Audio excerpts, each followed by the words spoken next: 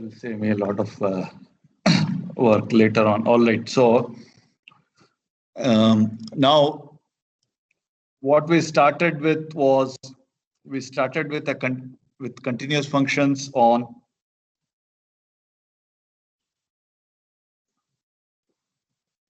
a rectangle.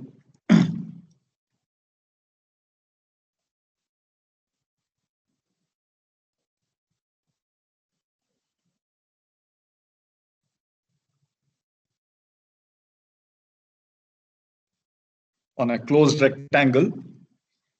Then we define this integral f over ik as a sequence of as an iterated integral, basically. That was the starting point.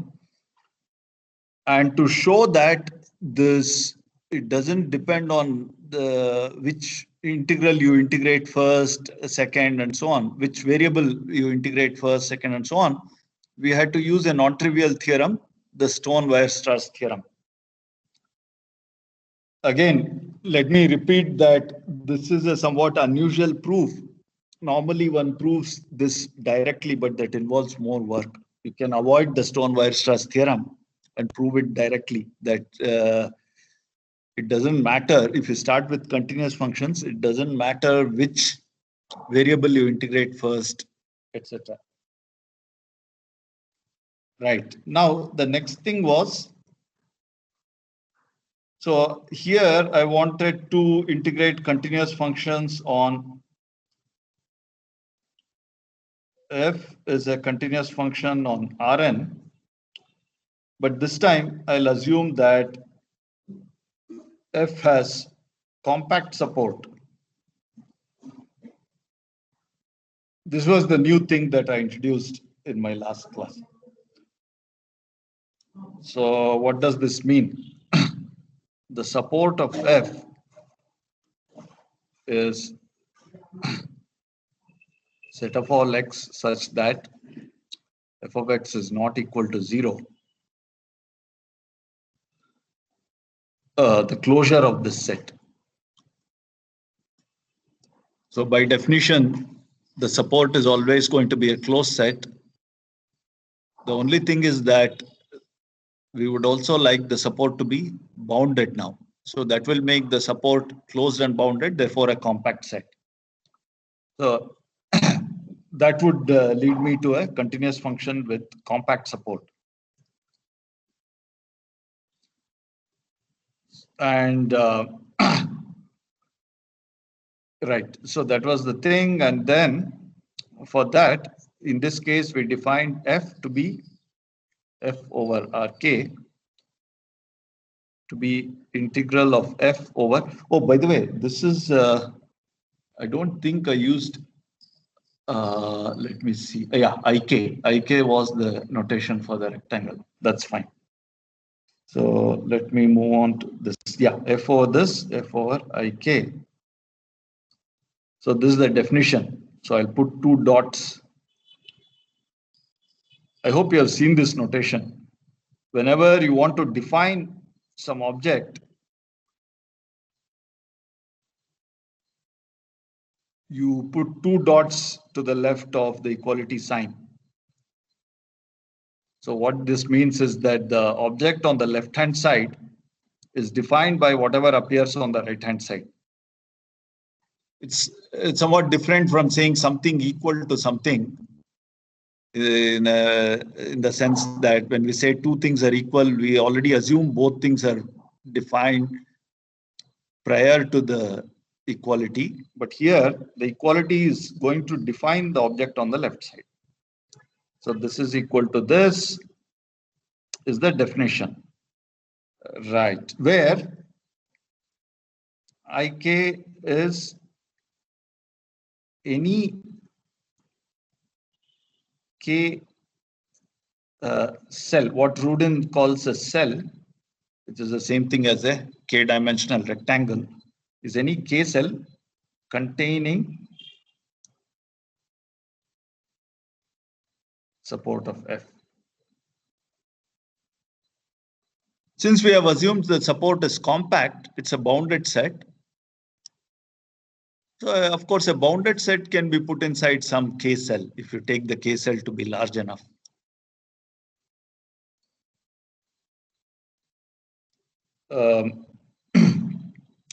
Yeah, so now obviously whenever we make a definition like this, note that this is well defined, i.e. So what would well defined in this setting amount to? Obviously, when we have a bounded set, so let's say this is the support of F. We can put it in lots of in rectangles in many different ways. So this can be IK1, this can be IK2. So what we would like is the integral over IK1 of F equal to integral of F over IK2 if IK1, the other way, IK1 contains support of F, and this also does the same thing.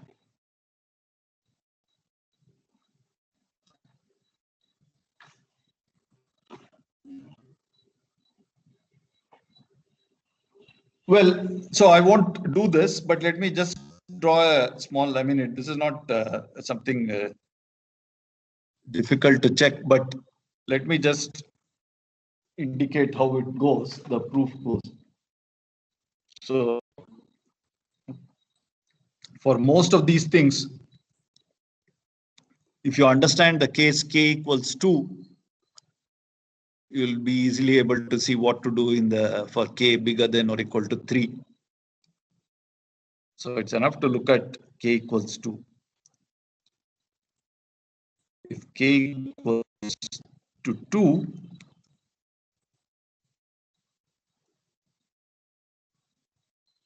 so we have two rectangles.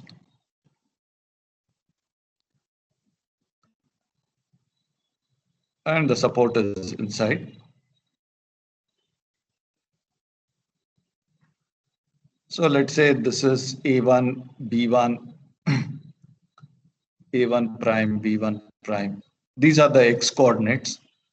The Y coordinates will be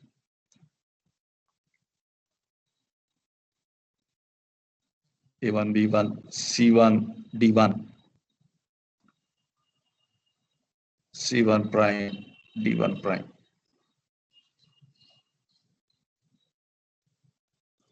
Actually, my notation is, let's see, A1, B1, and then this would be, yeah, instead of C and D, let me stick with the same notation that I've been using. So I would call this A2, B2, A2 prime, B2 prime. These are the Y coordinates.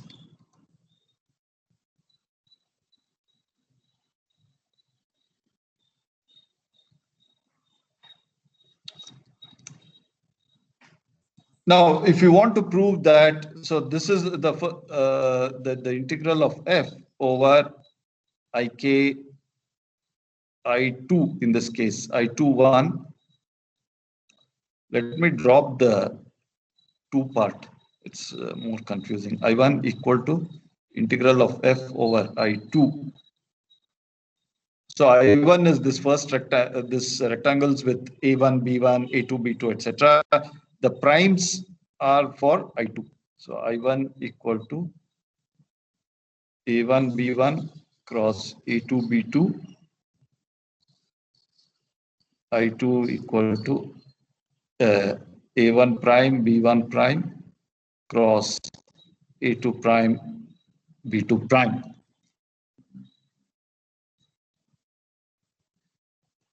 So what now, if you want to prove something like this at this stage, the only way of proving anything about the integral is to go to the definition. And the definition is basically that this is an iterated integral. So let's do that. In the so if I want to, for example, deal with this fi1, this is by definition, I would integrate out the second variable f of x1, x2, dx2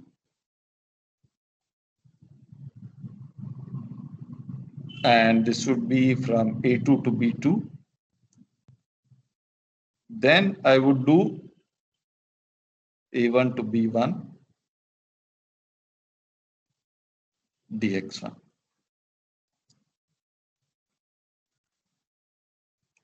So as expected, you end up looking at one variable integrals and seeing that the statement is true, whatever we are trying to prove.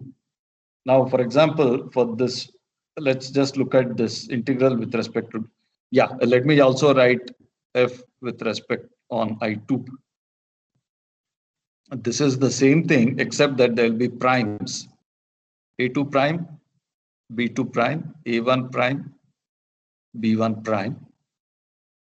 And then f of x1, x2, dx2, dx1. So let's look at these two, the integrals at the first stage. That would be f of x1, x2, dx2. Then this, on the one side, I'll get this. The other side, I'll have A2 prime, B2 prime, f of x1, x2, dx2. Now, why are these two equal? Are these two equal is the question. For every x1, this should be true. Notice that, x1 here is we are integrating out with respect to x2.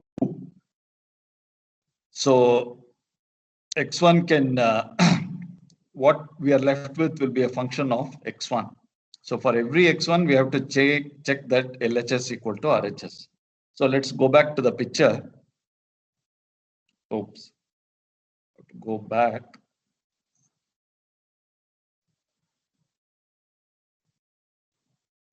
So I take any x1. Well, obviously, if x1 is somewhere here, then this equality here is trivially true. If x1 is sort of outside both rectangles,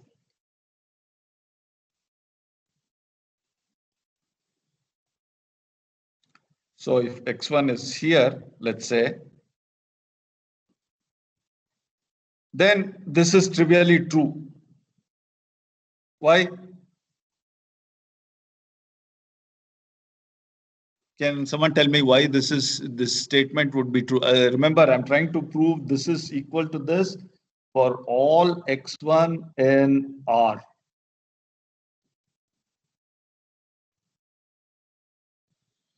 Well, both the integrals are 0, right? So both the integrals are 0 because the support of f, the set where f is non-zero will have x1 coordinates. I mean, the support of f is this set. So the x1 coordinates will be only between this point and this point, in fact. These 2 points here. If x1 is outside this small interval here, which corresponds to the intersection of these two rectangles, then this integral is 0. So we just have to worry about x1 lying inside. So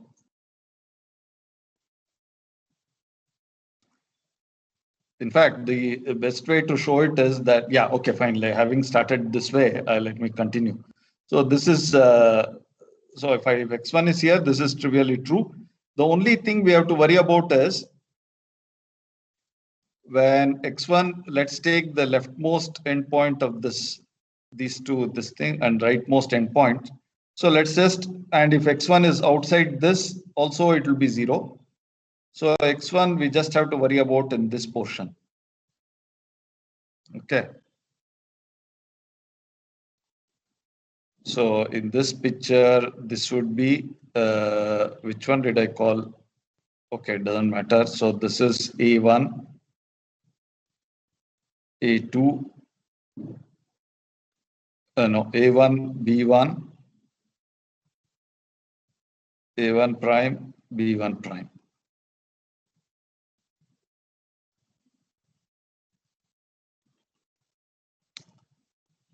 So you just write, so integral from A2 to B2. Oh, actually, why am I, sorry, I'm doing it everything on the X. Yeah, okay, that's okay. So I did it like this.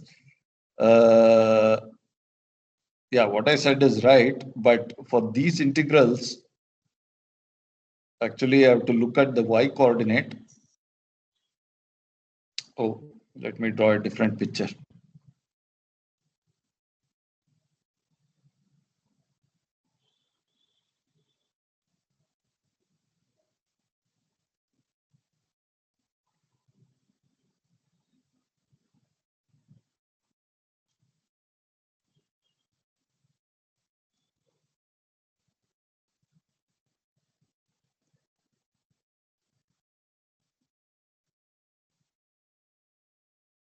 So I'm concerned with this integral. So A2 to B2 on the one hand, and A2 prime, B2 prime.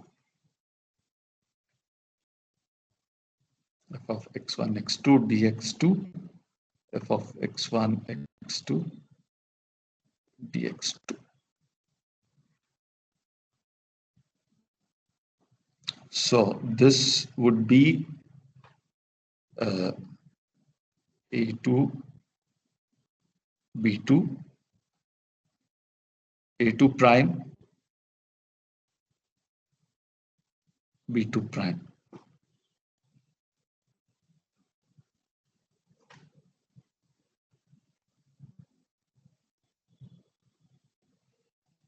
Yeah, what I said, all that is true, but it's not so for this integral that my remarks previously, the previous picture doesn't help much. Basically, I want to break this up. See, A2 to B2, I'll write as A2 to A2 prime plus A2 prime to B2. And this one I'll write as A2 prime to B2 plus B2 to B2 prime. Then you just notice that A2 to A2 prime, the integral of f is again 0 because the coordinates will not give, the support will have coordinates only from A2 prime to B2. So this is 0. On the right side, this is 0. So what you're left with is A2 prime to B2 here, and here also A2 prime to B2. Therefore, you're left with the same integral. This is equal to this. That's it. So what I'm proving, in effect, a more elegant way of saying this is integral over I2 of f equal to integral of f over I2 equal to integral of f over I1 intersect I2. The intersection of two K cells is always going to be another K cell. It might be empty. So if you, but it will be a K cell, possibly the empty K cell. In this case, it won't be empty. The intersection will be contain the support. So this is what I'm proving. I didn't prove it completely. I just proved the first integral in the iterated integral. I proved, that's what I proved. That this intersection in the, this is the y coordinate of the intersection. Similarly, in the next stage, you will be dealing with the x coordinate of the intersection. What you'll end up is you'll just have to worry about integral over this portion. So I leave it to you to fill in the blanks. It's very messy if you start writing it down, because you'll have to see there are various possibilities. This is just one possibility. The other possibility is, for example, it can be like this. Lots of things can happen, or it can be like this. So many things are there. So if you start writing it down, it becomes very messy. But the quick way of writing the whole thing is ultimately this will be true. So you can check this. Not much to check. I mean, you just have to do various case by case checking. That's all. So it's well defined. That's fine. But actually, as it turns out,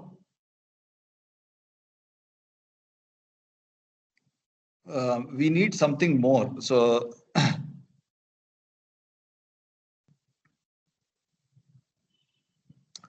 for what we are going to do, we'll need the following thing. Let QK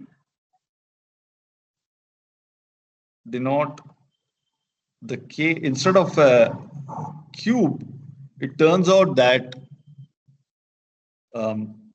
what is really needed for theory of integration is not quite the cube, but something called the K simplex in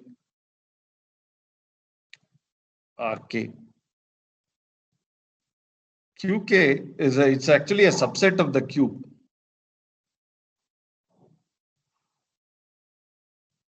Is defined by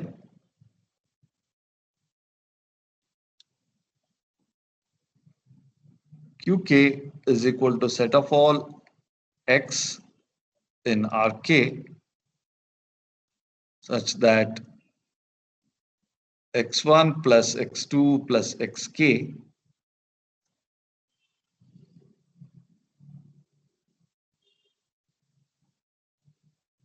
is less than or equal to 1, and xi lies between 0 and 1 for all I.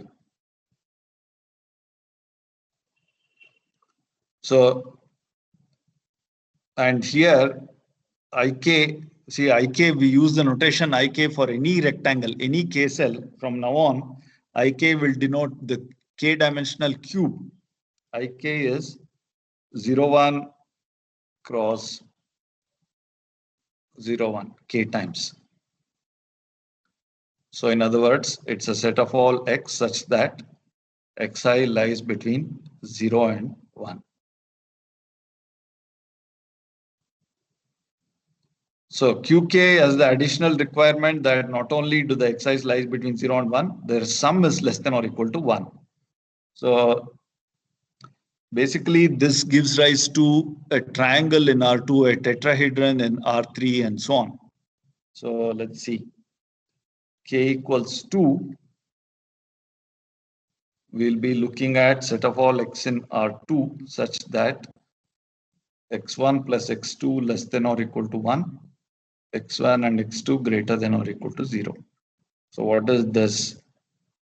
Well, x1 plus x2 equal to 1 is this line. This is 1, this is 1. And all the coordinates are non-negative. So this is Q2.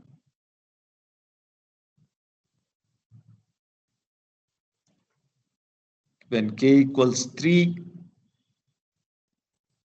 I have x1, x2, x3. So I want x1 plus x2 plus x3 less than or equal to 1, and each xi greater than or equal to 0. So it will be in this quadrant facing us. And x1 plus x2 plus x3 equal to 1 is a two-dimensional subspace. Well, it's not really a vector subspace.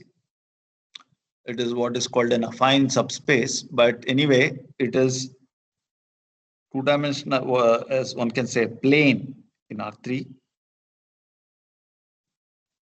So this is 1, 1, 1. It passes through these 3 points. And its intersection with the quadrant will be this tetrahedron.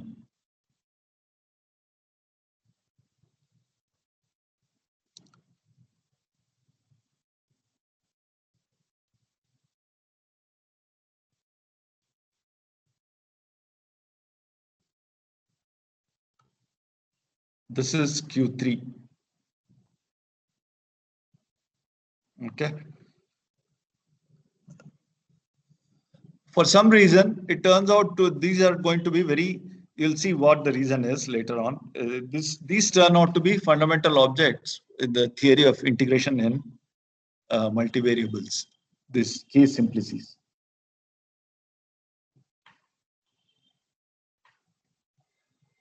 So now we want to define, so let f be a continuous function on a K-simplex. We want to define its integral. So this, as of now, it does not fit into either of those two categories. It's not a continuous function with compact support on Rn. Neither is it a continuous function on a cube. It is defined only in a small subset, in a half, sort of half of the cube, so to say. So what we do is, so first extend, let's just extend it to the cube. Extend f to ik by f of x equal to 0 if x is not in qk. Obviously, this has no chance of being continuous. We sort of completely ignored what the function is and just set it equal to 0 outside the cube. Outside the cube. So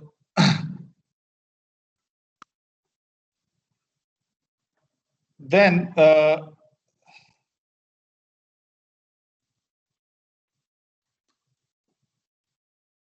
yeah, so we want, but we still want to make sense of the integral of f. So let's see how we'll do it. So let us define integral of f over qk to be integral of this extended function on ik. Now, obviously, this definition doesn't make much sense because we know how to integrate functions on the rectangle or a K-cell only if they're continuous. But this extended function is no longer continuous. But still, let's prove that this actually makes, this is well defined. This has a meaning, the right-hand side. And more importantly, this, whatever meaning it has, it will still have, I mean, the same properties hold. The crucial property is that the order of integration should not matter. So we will check that two things. RHS makes sense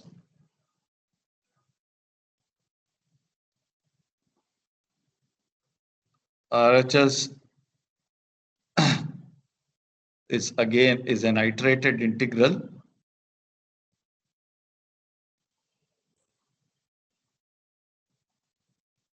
where the order of integration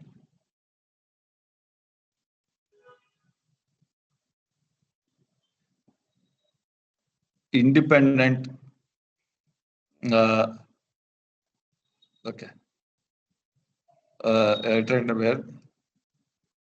the order of integration is immaterial. In other words, it gives the same answer. I mean, whatever earlier property we had, the same thing holds. Oh, I wrote integrated integral. I said I wanted to write iterated integral. Iterated integral.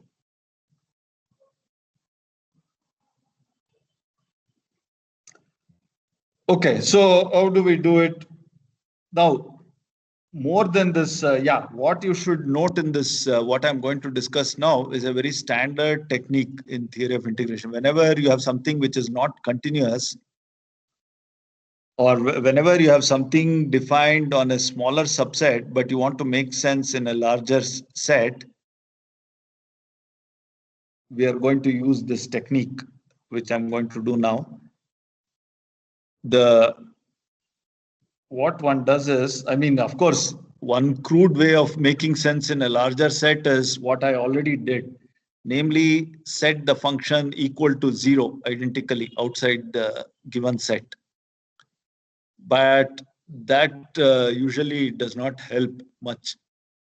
The better way of doing that is it might be possible to start with a, say, for example, a continuous function on a smaller set, still get a continuous function, extend it to a continuous function on a larger set,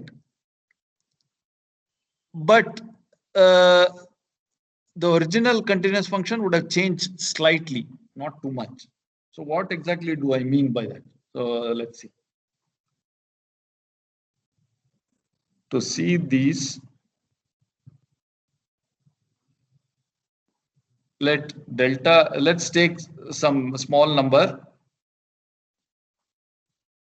delta between 0 and 1.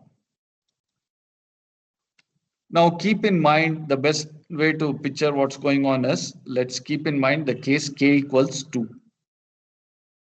So I have the square,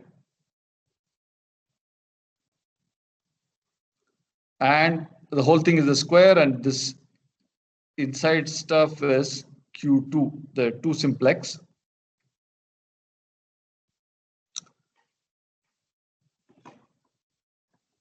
Now, what I want to do is, I'm going to define a continuous function, and phi from R to R, phi of t equals 1 if t is less than or equal to 1 minus delta, equal to 1 minus t by delta if t is in between 1 minus delta and 1, and is identically equal to 0 if t is bigger than 1. So the graph of this function phi is just going to be like this. On when t is bigger than 1, it's going to be 0. So let's mark these points: 1, 1 minus delta. If t is less than or equal to 1 minus delta, it's going to be 1. And then it will be this straight line, and then 0.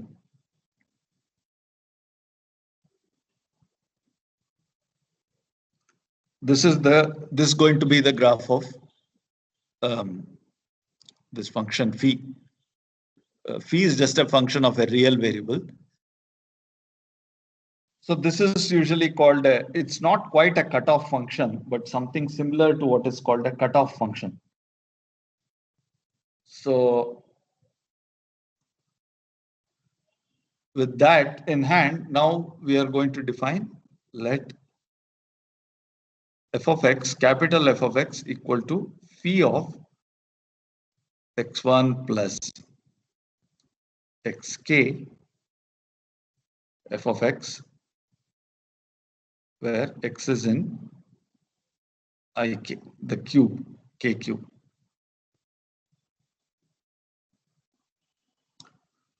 So let's see what is happening here. So if you go back to the if x1 plus xk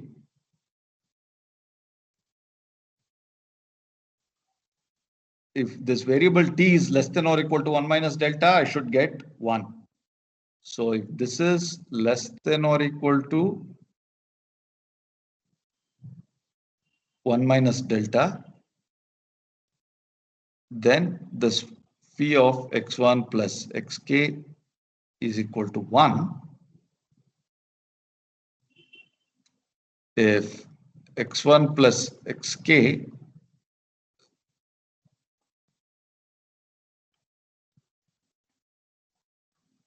is greater than 1 minus delta but less than or equal to 1, then phi of x1 plus all this xk, sum of the coordinates, is going to be 1 minus del t by 1 minus summation xi divided by delta.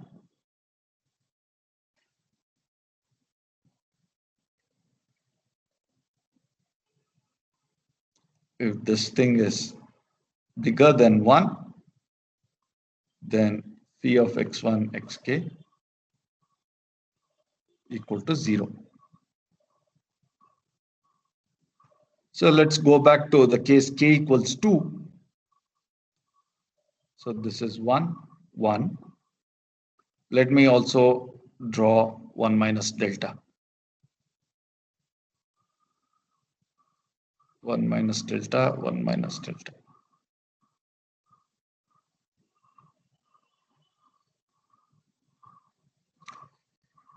In this region,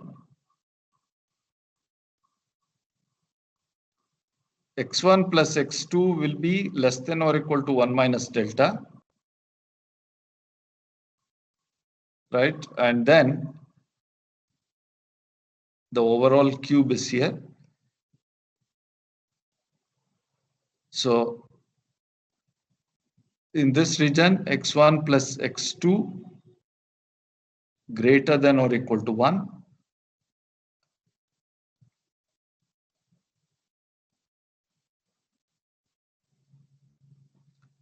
Now, the interesting region here, now what happens is you should think of it like this. So here, so on this region, therefore, phi is identically 1 here in the smaller rectangle.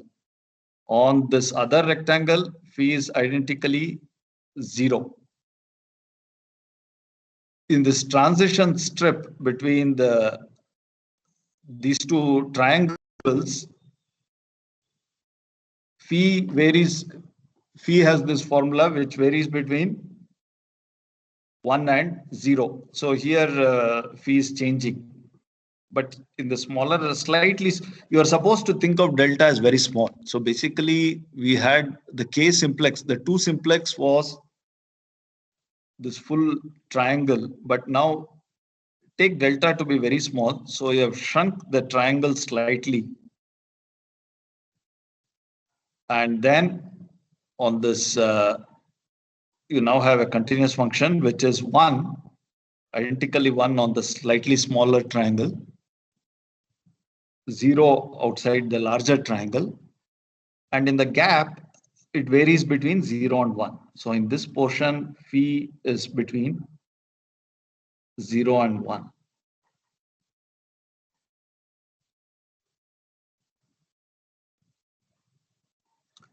Yeah, that's as far as phi is concerned, right? So let me just say, but we also had this f. Remember, f of x is phi of x1 plus xk times f of x, the original function f of x. So what about this?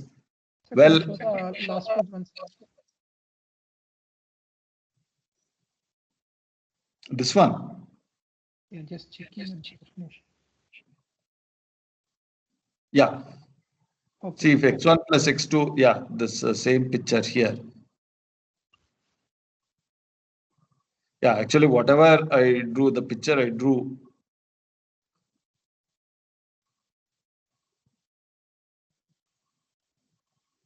So this corresponds to the first case.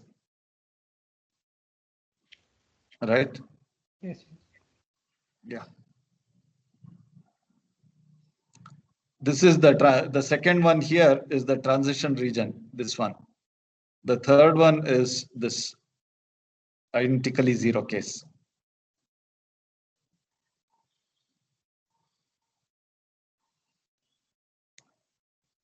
Now, this is a very standard technique, as I said. If you want to extend a continuous function from a smaller set to a larger set, you may not be able to do it. It may not be possible at all. But usually what one does is start with the set that you have, take a slightly smaller subset. In this case, the slightly smaller subset is, we started with the 2 simplex, but we took a slightly smaller rectangle with the 1 minus delta, 1 minus delta. Then we were able to extend this. So then we defined f of x like this.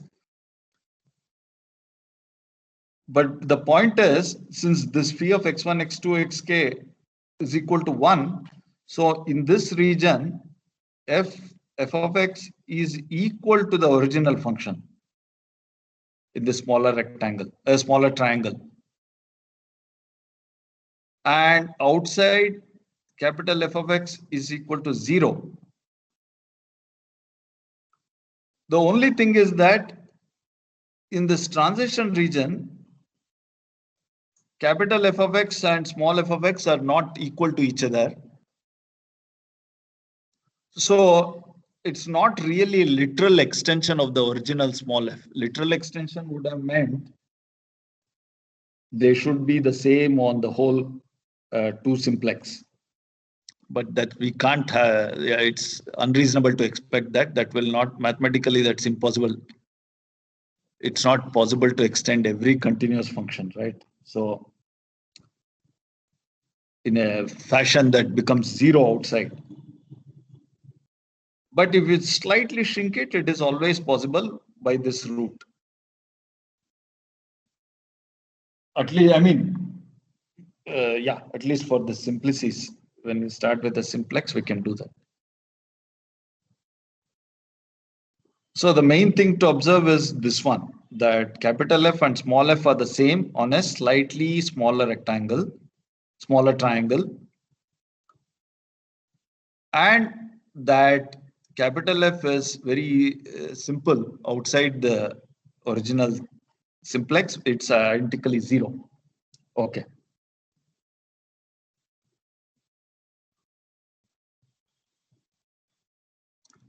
Well, the point is that note that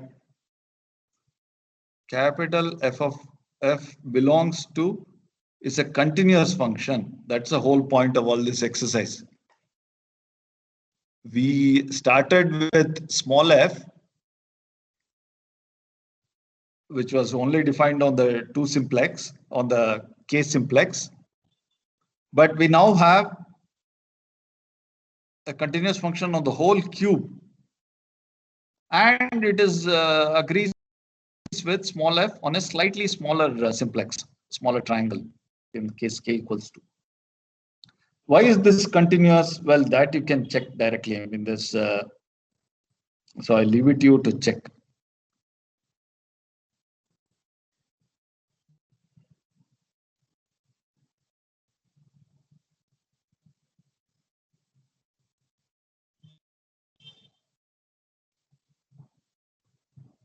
Check this, okay? So obviously, what do you have to check? I mean, you have to, when you say check this, you have to check continuity. See, if a point is outside the original simplex, then there's nothing to check. The function f of capital F is identically 0. It's a constant function. If it's inside this 1 minus delta simplex, then again nothing to check because small f is assumed to be continuous. It is this transition region, especially the boundaries, where you have to check that continuity holds. Limit from this side and limit from this side is the same and so on.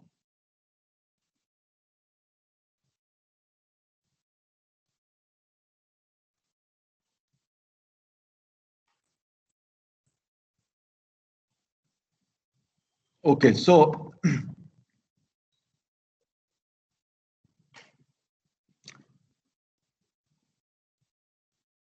Now remember what we are trying to do. See, let's not lose track of the original thing. The original thing was we crudely extended small f to the whole cube by declaring it to be 0 outside the simplex. Then we said, let's define it like this, right hand side. But the problem was that this was not quite, doesn't make sense because we had defined integrals of only continuous functions, while this extension is not continuous. So we are trying to make sense of this thing here. Now what we have is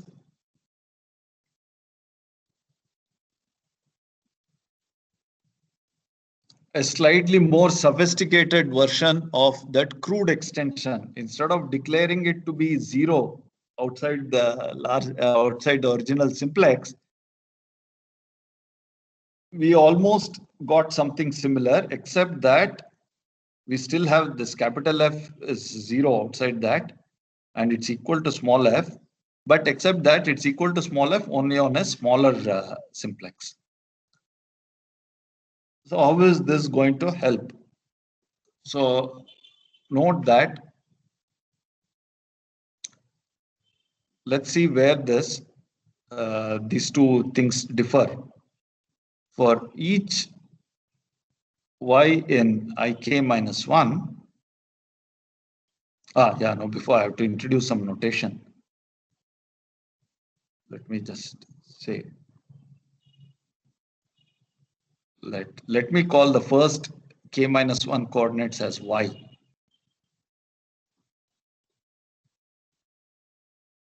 And I'll write it like this. This notation is just for the, it won't be used. It's just for this immediate discussion, just to simplify things. So you put it like this. For each y in ik minus 1, the set of all xk such that, let's compare this continuous function f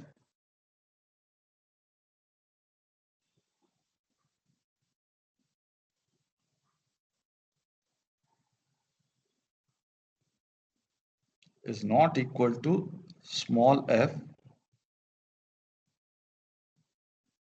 So what we are doing is we are comparing this continuous function capital F with the crude extension small f that we started off with.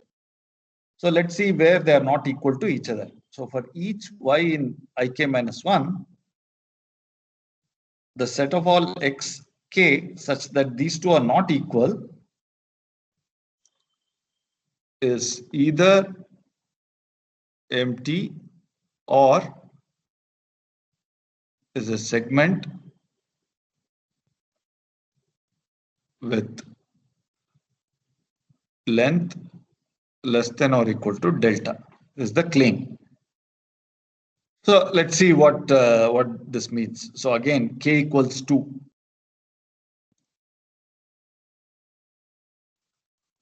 So 1 minus delta 1, 1 minus delta 1. Now we know that in this portion capital F equals small f. In this portion capital F equal to 0, but this was also equal to small f, the extended small f that we started with.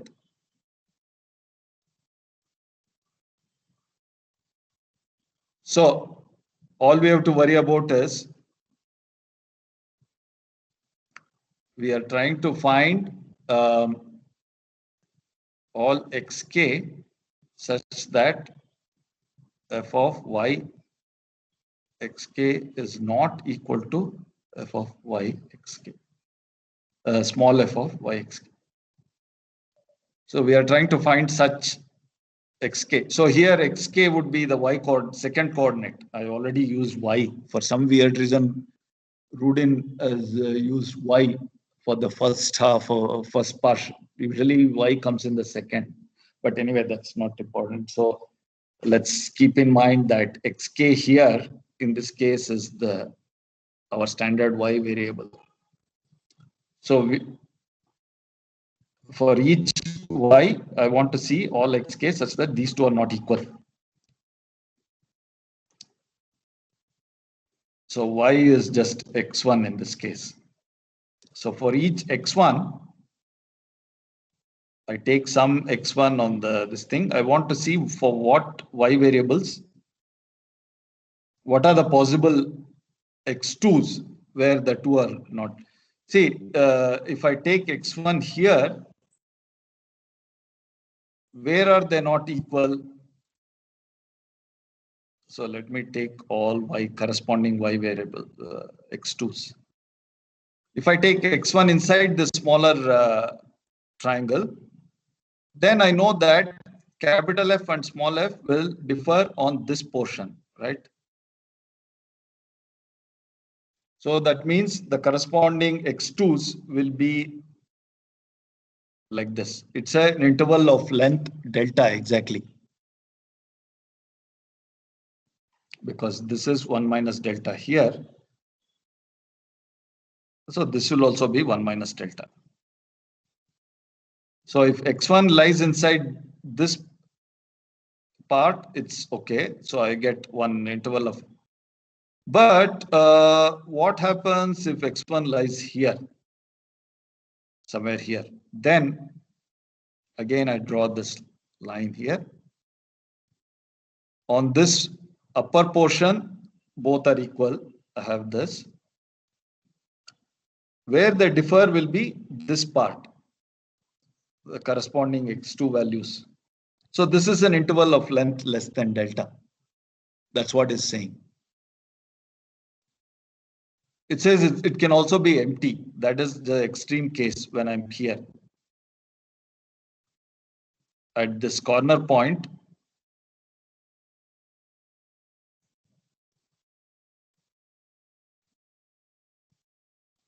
the set where they differ will be empty. Otherwise, it will be an interval of either length equal to delta or less than delta. See, the interval where they differ will keep shrinking as you go towards 1. So this one, again, with this picture in mind, you should check this. So I leave it you to check. This picture shows everything, k equals 2. Okay, so at least, I mean, if you cannot do it for higher k, at least do it for k equals 2. Check it thoroughly. I mean, there's not much to check. I've already drawn the picture. You just have to write down the inequalities. That's it. That this statement. So the statement one is checking is this is either empty or a segment with length less than or equal to d delta.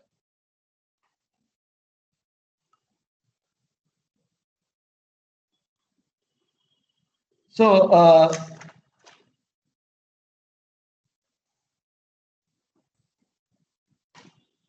okay, so we have that.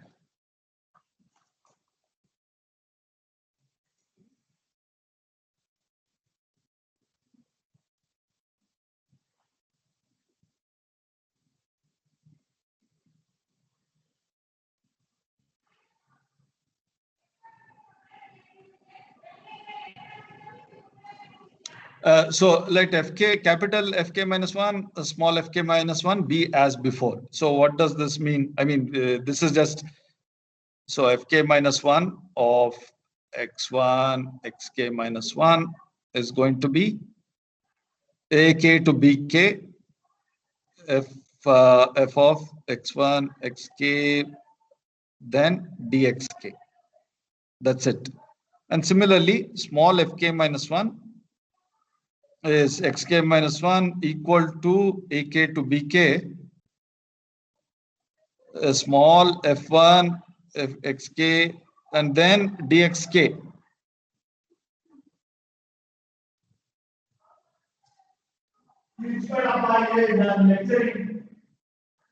I'm lecturing.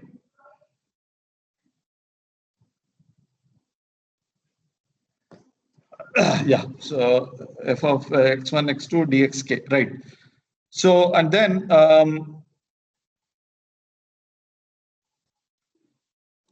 yeah, so this is as before, but only thing is that now, by the way, the right hand side, is it well defined? I mean, does it make sense? This first equation is fine. Anyway, capital F is continuous on the whole cube, so I can do any integration. But what about the second integral? Does it make sense? Remember, small f is the original small f extended by 0 outside the simplex. Oh, actually, why it's not? So this is not.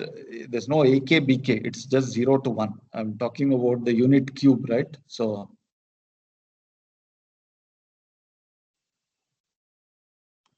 everything is 0 to 1. 0 to 1. Yeah. What about the second integral? Does it make sense? Remember, it's a one variable integral. I'm just integrating out the last variable. But my question is, from your knowledge of Riemann integration in one variable, does it make sense?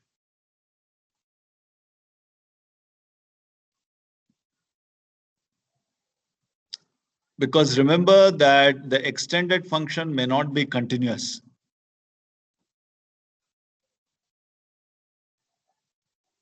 So this is It should be at least piecewise continuous, right? yeah, exactly. So the point is, even though, I mean, when we have seen that in Riemann integrals in one variable, even if a function is piecewise continuous, it is still, we can still, the Riemann integral is still well defined. The upper sum, lower sum construction gives a definite value, even if the function is piecewise continuous. And this small f, regarded as a function of one variable, is still piecewise continuous, right? After all, in this picture, when I fix the first thing, so if I fix x1 and regard it as a function of x2, it is a piecewise continuous function. So basically, in this piece, it is the original small f. In this piece, it is 0. So it's certainly piecewise continuous. And of course, at this point, they may not agree. The value here and value here. That's why it's only piecewise continuous. And so this does make sense. It's well defined. It's not an issue.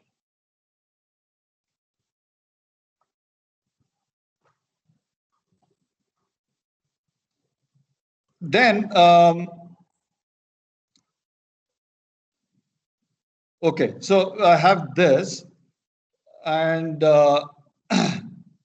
we as before, and then, right. So now let's compare.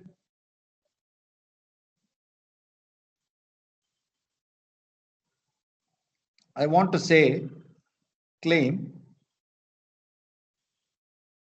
that these fk minus 1 y minus small fk minus 1 y is less than or equal to delta times norm f, where y is in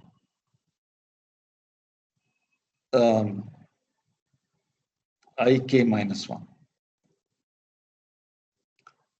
So this is fk minus 1 y, and this is fk minus 1 y. So I want to say that these two, the next step of the integral, these two are close like this, close in this sense. Because, yeah, okay. So now, does anyone, I've used this notation norm f. Does anyone know what norm f means? We're using the sup norm here. Yes. So the norm F, I don't remember if I introduced this earlier or not. Maybe I did. No, I didn't. So norm F here, norm F equal to supremum of modulus f of x in ik.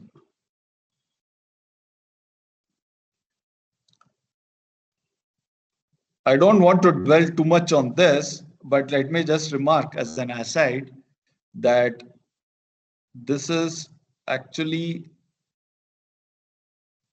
a norm on the vector space of continuous functions on ik. For now, let's just regard it as notation. That's all. It's this vector space, because I don't want to dwell too much, because this vector space continuous functions is qualitatively very different from all the vector spaces we have talked about so far. This is an infinite dimensional vector space. That's a whole different subject, norms on infinite dimensional vector spaces and so on. But for us, it just means sup of f of x by this. So what I have is basically that this fk minus 1y minus fk. So this is, and why is this the case? Well, you just go by definition. So integral 0 to 1, fk minus 1 is just f xk minus fy xk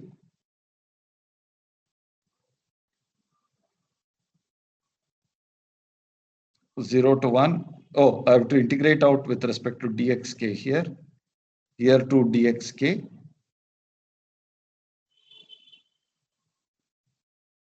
That is what this thing here is.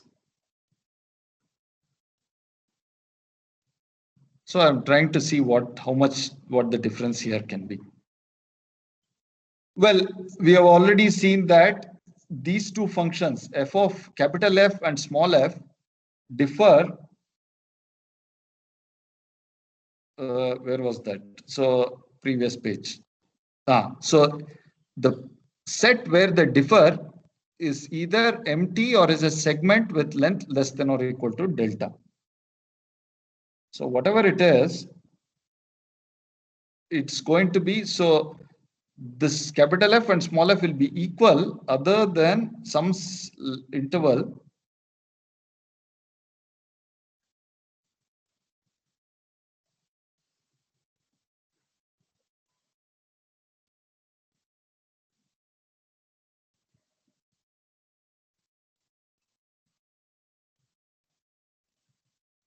where I contained in 0, 1 is an interval of length less than or equal to delta. So I don't have to integrate on the full interval 0 to 1. I just have to worry about, because they'll be equal. So this part and this integrands will cancel out each other outside this interval I. So I just have to worry about I. So I write it like this. And then I use, so that's equal to continuation of that. So it is integral over I, and then 1 minus phi of x1. Oh, no, not 1 minus phi, phi minus 1. Phi of x1 plus xk minus 1 f of small f. See, all I've done is I've replaced, instead of capital F, remember capital F was equal to phi of x1 plus xk times small f. Capital F of x equal to this. So I just put this here, put this thing in here, and I get phi of this minus 1, small f, f of y xk dxk. whole thing absolute value. Now, anyway, this phi function was always going to be between 0 and 1. Remember, the graph of phi was like this. It was 1 until a point and then 0 subsequently and so on. Then I take the absolute value inside the integral sign. So interval over I. This is going to be less than or equal to 1. Modulus of f of this thing dxk. Then I use the sup norm. So this is less than or equal to supremum of f on the whole cube. So norm f times integral over I dxk, which is less than or equal to, and the length of this interval was less than or equal to delta, as we remarked here. So it's delta times norm f, which is what we wanted. So therefore, the upshot is that capital Fk minus 1 y minus small fk minus 1 y less than or equal to delta times norm f. This is what we are trying to prove. Okay, so I already gone past time a bit. So what I'll do is this one I'll have to, anyway, much of the stuff, important stuff, whatever I wanted to say, I've already said it. So the remaining part I'll post as a video. It'll be just some 10-15 minutes. Or I might add some more examples also, we'll see. So let's stop here for now. By the way, do you want solutions to the exam? I can just write it up and post it. That would be nice, sir. Okay, fine. I'll do that as well. Okay, so shall we stop here for now? Okay, sir. And thank you, sir. Thank you. Yeah. All right. Okay. Thank you. Yeah. Bye.